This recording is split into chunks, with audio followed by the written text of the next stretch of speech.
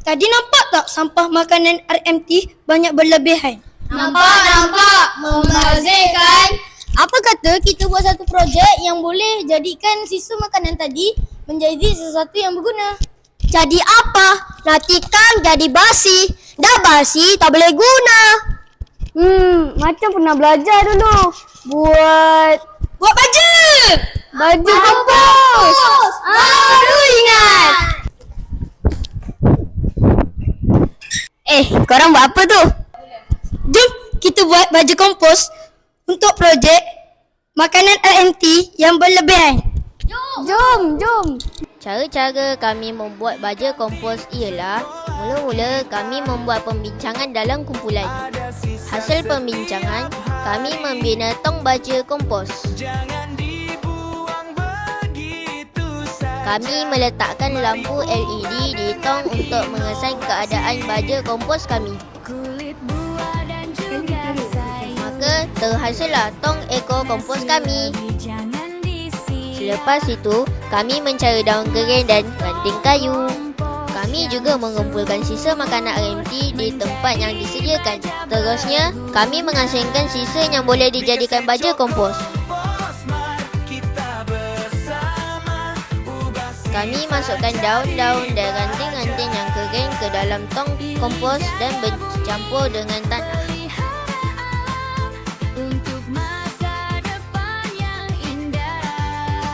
Sisa-sisa makanan tersebut kami campurkan bersama bahan-bahan tadi. Untuk mempercepatkan perhasilan baja kompos ini, kami menyediakan air gula peram.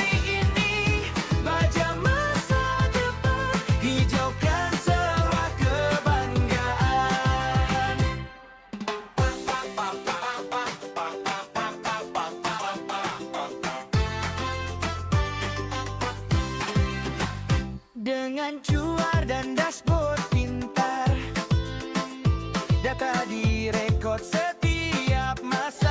Kami juga mencampurkan air gula peram tersebut ke dalam tong baja kompos dan mencampurkan lagi dengan tanah. Kompos berjaya, pokok tumbuh semakin subur, sekolah bersih dan ceria, usaha kecil membawa makna untuk bumi yang Aktiviti ini kami lakukan setiap hari ataupun 3 kali seminggu.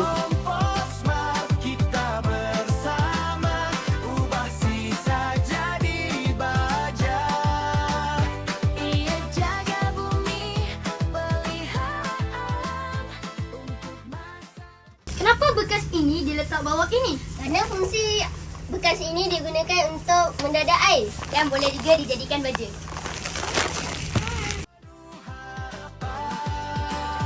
Sisa hari ini, baja masa depan, hijaukan sekolah 5 minggu berikutnya, terhasillah baja kompos kami.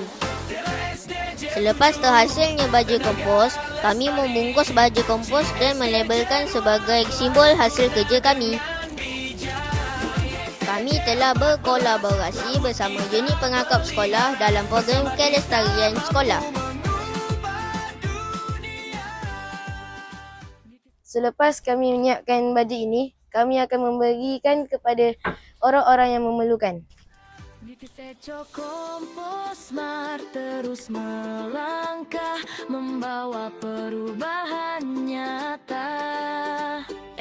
Kami membantu tukang kebun sekolah dengan meletakkan baja kompos di pokok-pokok, bunga dan di tanaman di kebun sekolah.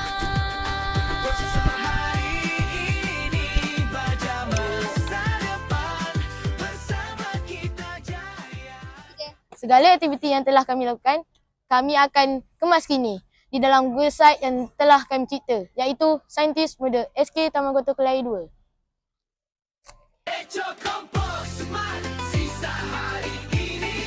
Sekian daripada kami, Eco Kompos Smart, sisa hari ini, baja masa depan.